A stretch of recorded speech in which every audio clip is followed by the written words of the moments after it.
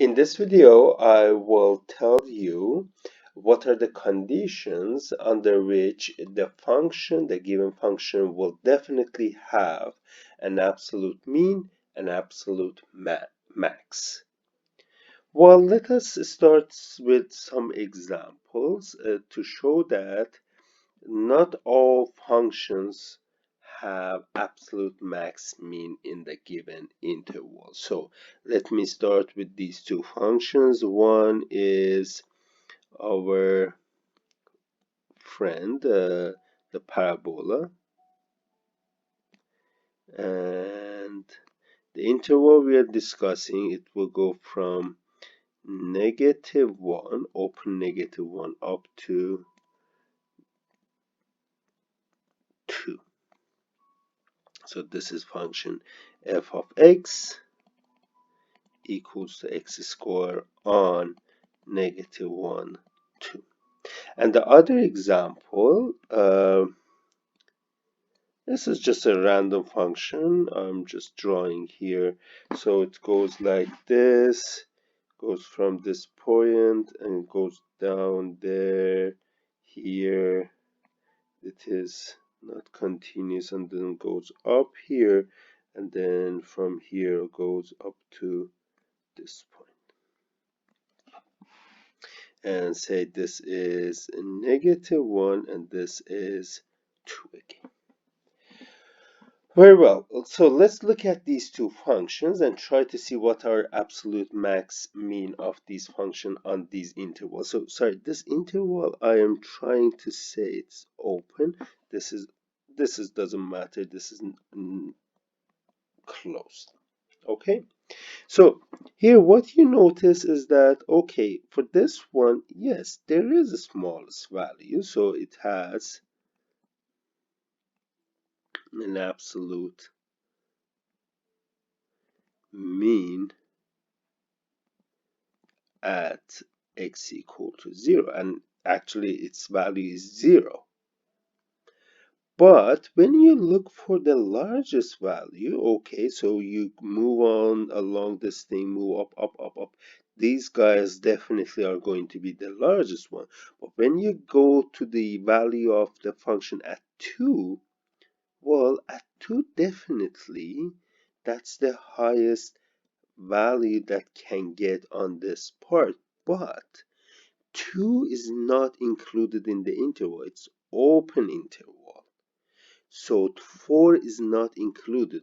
That means what? That means that the value of the function get close and close to 4, but never can reach the number 4. So they never get the largest value possible for this function. So it means that it does not have an absolute max on this open interval. And well, let's look at this guy. Well, when you check a little bit closely, you see that, well, okay, this will be absolute max. So it has an absolute max.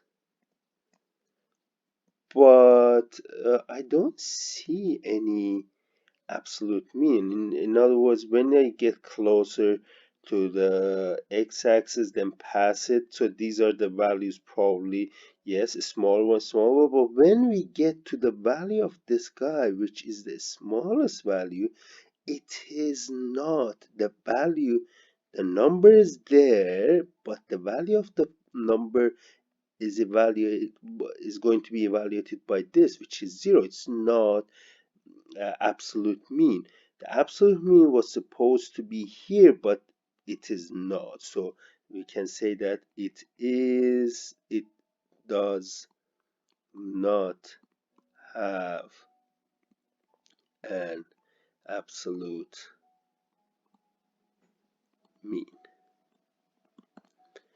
Okay, what makes these two things happen? Well, and in other words, if we are interested in finding absolute max mean of a function, to start with, when we can say for sure that such a thing exists, and then we can go find it.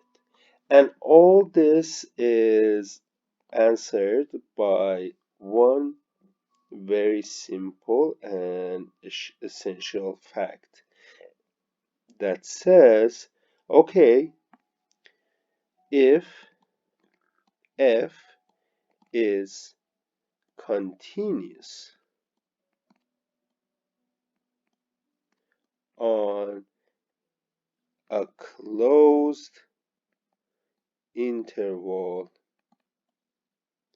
such as AB, then f has both absolute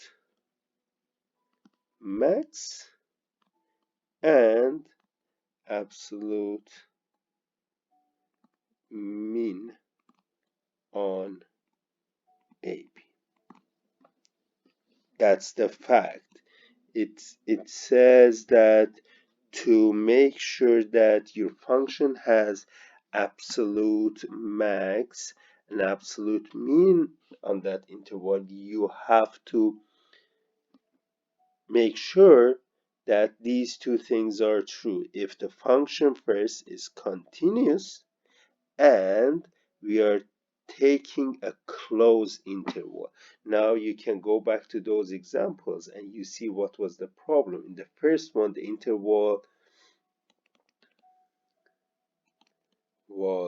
is not closed. So you cannot definitely say that it has absolute max mean, and we saw that it doesn't have an absolute max.